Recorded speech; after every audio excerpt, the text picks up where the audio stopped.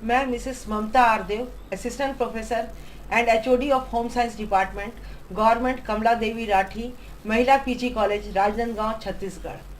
आज हम BA part 1 paper first unit 5 का टॉपिक है पर्सनल हाइजीन यानी व्यक्तिगत स्वास्थ्य। आज हम व्यक्तिगत स्वास्थ्य के बारे में चर्चा करेंगे। व्यक्तिगत स्वास्थ्य के बारे में चर्चा करने के पहले हम स्वास्थ्य के बारे में बात कर लेते हैं। प्रत्येक व्यक्ति की प्रवृत्ति स्वस्थ और निरोग रहने की होती है। उत्तम स्वास्थ्य के द्वारा वह सुखों तथा प्रभावशाली जीवन व्यतीत कर सकता है और अपने परिवार के सुखी तथा संतुष्ट जीवन के लिए महत्वपूर्ण योगदान दे सकता है। इसलिए प्रत्येक व्यक्ति को स्वास्थ्य प्राप्ति की इच्छा होना स्वाभाविक तथा उचित है। स्वास्थ्य शब्द एंग्लो सैक्सन शब्द हेल्थ से बना है, जिसका अर्थ है शरीर की निरोगता, सुरक्षा तथा समग्रता। सामान्यतः सामान्य व्यक्ति रोग रहित दशा को ही स्वास्थ्य समझता है, किंतु वास्तविकता में शरीर की रोग रहित दशा स्वास्थ्य का एक पहलू ही है। इससे स्वास्थ्य की व्यापकता का बोध नहीं होता। स्वास्थ्य के अर्थ को स्पष्ट करने के लिए विभिन्न विद्वानों द्वारा परिभाषाएं दी गई हैं। उसमें से J.S. विलियम के अनुसार स्वास्थ्य जीवन का वह गुण है जो व्यक्ति को अधिक समय तक जीवित रहने तथा सर्वोत्तम प्रकार से सेवा करने के योग्य बनाता है। विश्व स्वास्थ्य संगठन के अनुसार केवल शरीर को रोगों से मुक्त रखना अथवा अशक्त न होना ही स्वास्थ्य नहीं है, वरन स्वास्थ्य से तात्पर्य संपूर्ण भौतिक, मानसिक एवं सामाजिक अवस्था में स्वस्थ रहने से है। स्वस्थ व्यक्ति की विशेषताएं। स्वस्थ व्यक्ति में निम्नलिखित विशेषताएं पाई जाती हैं: निरोग, लंबा आयु काल, मृत्यु दर में कमी, स्वस्थ मानसिक दृष्टिकोण, आत्मसम्मान तथा कल्याण की भावना, आत्मविश्वास तथा आत्मसंयम, आत्म जागरूकता, उत्साह तथा कुशलता से कार्य करने की क्षमता, साहस, स्फूर्ति, मिलकर कार्य करने की आदत, अनावश्यक चिंता से मुक्त। स्वास्थ्य को प्रभावित करने वाले कारक। स्वास्थ्य को निम्न कारक प्रभावित करते हैं। यही कारक व्यक्ति के शारीरिक स्वास्थ्य और उसकी समस्त क्रियाओं में अपना विशेष योगदान देते हैं। वातावरण का प्रभाव। वातावरण का स्वास्थ्य के साथ गहरा संबंध है। मनुष्य का स्वास्थ्य उसके आंतरिक वातावरण तथा जिस बाहरी वातावरण में वह रहता है उसके ऊपर निर्भर करता है। आंतरिक एवं बाह्य वातावरण में पारस्परिक समन्वय होना स्वास्थ्य के लिए अत्यंत आवश्यक है। भारत में अनेक रोग दूषित बाह्य वातावरण के कारण होते हैं। बाह्य वातावरण निम्न प्रकार से होते हैं: भौतिक वातावरण जैसे जल, वायु, धूप, कचरा, सफाई, जमीन की बनावट, मकानों की स्थिति, वस्त्र आदि।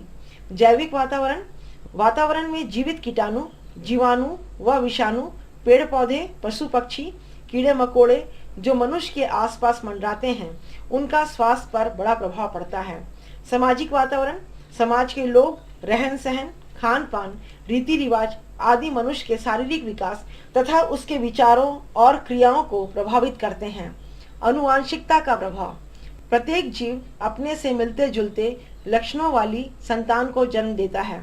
संतान में अपने माता पिता के लक्षणों से बहुत कुछ समानता होते हुए भी कुछ भिन्नताएं होती हैं।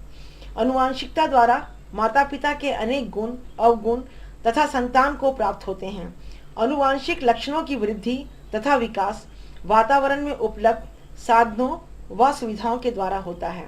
व्यक्ति आनुवांशिक गुणों में परिवर्तन नहीं ला सकता, किंतु उत्तम और स्वस्थ वातावरण में उनको निर्धारित सीमा तक विकसित कर सकता है। रहन सहन के विभिन्न तरीके। इसमें व्यक्तिगत स्वच्छता, आदतें तथा व्यवहार उसके स्वास्थ्य के स्तर को निरंतर प्रभावित करते हैं। उसकी शारीरिक स्वच्छता, सही आदतें, वस्त्रों की स्वच्छता, सही आसन तथा उचित मानसिक क्रियाकलाप से स्वास्थ्य उत्तम बनता है। निम्न आर्थिक स्थिति तथा गरीबी से अपराध करने की प्रवृत्ति में वृद्धि होती है। इससे मद्यपान तथा मानसिक रोग पनपते हैं।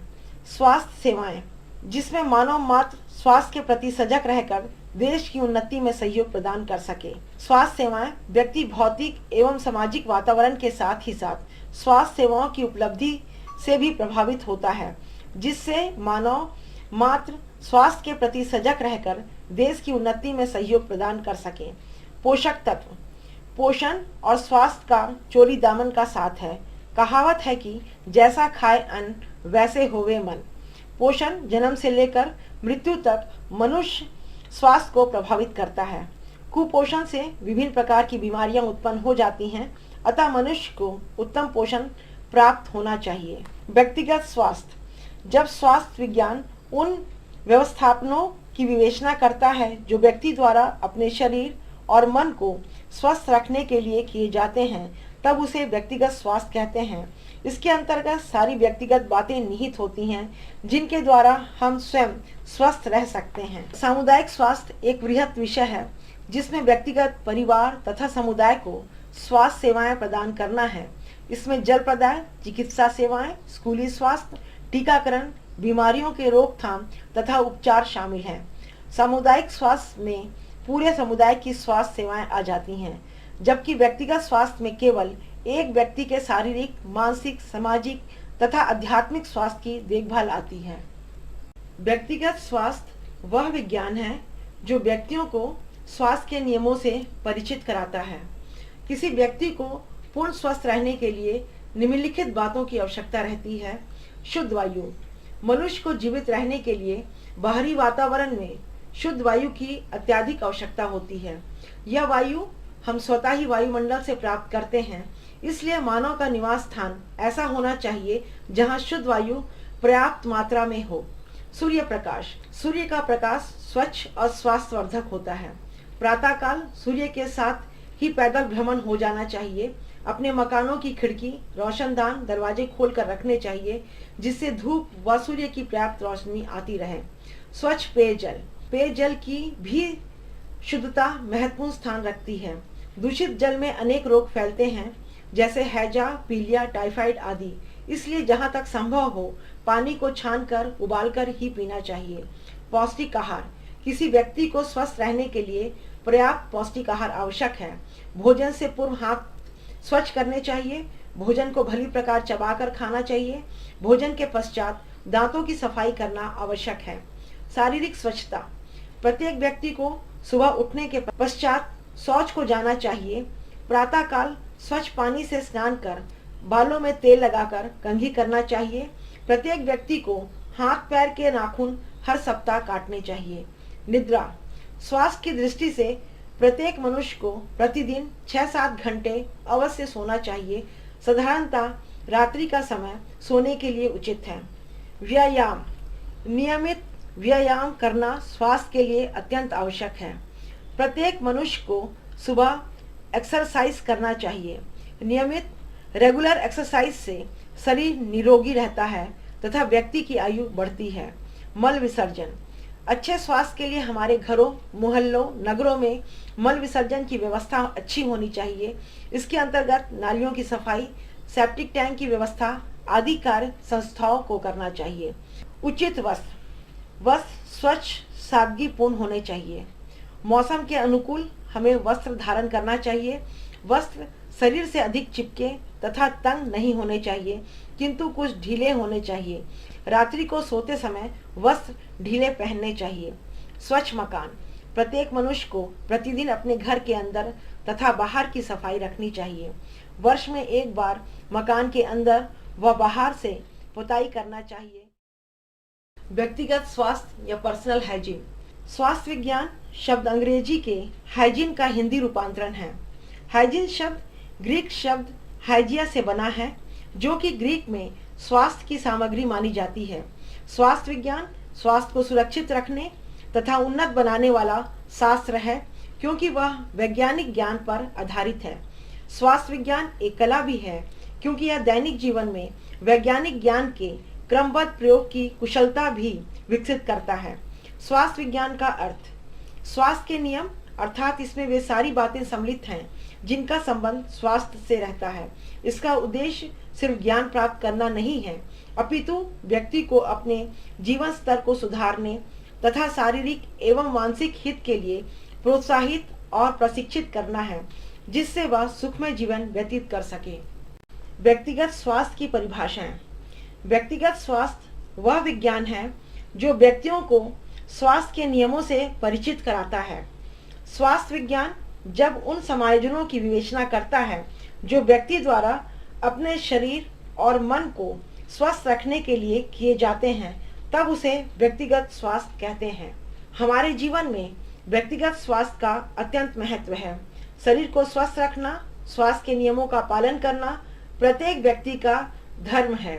स्वास्थ्य विज्ञान का ध्येय है कि प्रत्येक मनुष्य की शारीरिक वृद्धि और विकास और भी अधिक पूर्ण हो, जीवन और भी अधिक तेजपूर्ण हो, शारीरिक ह्रास और भी अधिक धीमा हो और मृत्यु और भी अधिक देर से हो। व्यक्तिगत स्वास्थ्य का संबंध शरीर की स्वच्छता से है। वस्त्र, भोजन, व्यायाम, मल त्याग, निद्रा, व्यक्तिगत आदत और स्वभाव पर निर्भर है। सामान्य शब्दों में व्यक्तिगत स्वच्छता शरीर को साफ सुथरा रखना है। मनुष्य को अपने स्वास्थ्य के लिए संपूर्ण शरीर की स्वच्छता की ओर विशेष रूप से ध्यान देना चाहिए। शरीर की संपूर्ण स्वच्छता को मुख्यतः त्वचा, मुंह, आंख, नाक, कान, बाल तथा पेट की स्वच्छता से जोड़ा जा सकता है। शरीर के उपरोक्त विभिन्न अंगों की स्वच्छता के बारे में हम चर्चा करेंगे। त्वचा की स्वच्छता एवं स्नान। शरीर के योग्य पोषण और आरोग्य रक्षण के लिए स्वच्छता की आवश्यकता होती है। त्वचा शरीर का रक्षात्मक आवरण है जो सूर्य की अल्ट्रावायलेट किरणों के द्वारा विटामिन डी का निर्माण करता है। त्वचा एक महत्वपूर्ण संवेदी और उत्सर्जी अंग है। त्वचा की सतह से अवशिष्ट पदार्थ पसीने के रूप में शरीर से बाहर निकलते हैं। यदि इसे हम साफ न रखें तो उसके ऊपर पसीने व बाहर के धूल के कणों की परत जम जाती है तथा हमारे शरीर से दुर्गंध आने लगती है। त्वचा की गंदगी से फोड़े, फुंसियां, दांत खुजली आदि विकार हो जाते हैं। इसलिए त्वचा को नियमित रूप से स्वच्छ रखना चाहिए। त्वचा को साफ रखने के लिए प्रतिदिन कम से कम एक बार स्नान अवश्य करना चाहिए। गर्म पानी के स्नान से थकावट दूर होती है। शीतल जल के स्नान करने से शरीर में रुधिर संचार होता है और मांसपेशियों को शक्ति प्राप्त होती है। सुबह स्नान करने से शरीर शीतल और मन प्रफुल्लित रहता है। गर्मी में शाम को भी स्नान करने से नींद अच्छी आती है। स्नान करते वक्त अच्छे प्रकार के साबुन का उपयोग करना चाहिए। अपने स्वास्थ्य और ऋतु को देखकर गर्म अथवा ठंडे पानी का प्रयोग करना चाहिए। स्नान करते समय शरीर के उन अंगों को जिनसे विशेष रूप से पसीना निकलता है अच्छी तरह से धोना और साफ करना चाहिए। स्नान करने के पश्चात शरीर को साफ तौलिए से अच्छी तरह रगड़कर पोंछ लेना चाहिए।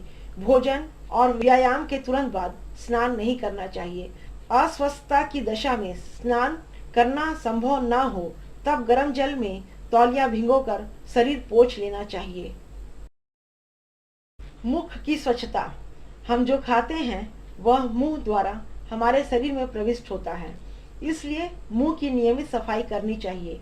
यदि मुंह साफ न होगा तो भोजन के साथ साथ मुंह के कीटाणु पेट में चले जाएंगे जो पेट में रोग उत्पन्न करते हैं। अतः व्यक्ति को जल में नमक डालकर रात में एक बार कुल्ला अवश्य करना चाहिए, जिससे मुंह साफ हो जाता है तथा मुंह से दुर्गंध आनी बंद हो जाती है। हमें प्रतिदिन प्रातः मुंह धोकर दांतों को स्वच्छ रखना चाहिए। यदि हम दांत साफ ना करें तो भोजन के समय जो अन्न कण दांतों की संधि में जमा हो जाते हैं उनके वहीं सड़ने के कारण दांतों में कीड़े लग जाते हैं और मुंह से दुर्गंध आने लगती है। मसूड़े के सूजन से उनमें खून और पस आने लगता है। ब्रश को दांत साफ करने के बाद अच्छी तरह साफ करके रखना चाहिए। दांतों में मंजन करते समय टंग क्लीनर से जुबान को भी साफ करना चाहिए। रोजाना अपने दांतों के बीच फ्लास करें और अपने डेंटिस्ट से एंटीबैक्टीरियल माउथ वॉश के इस्तेमाल के बारे में पूछें।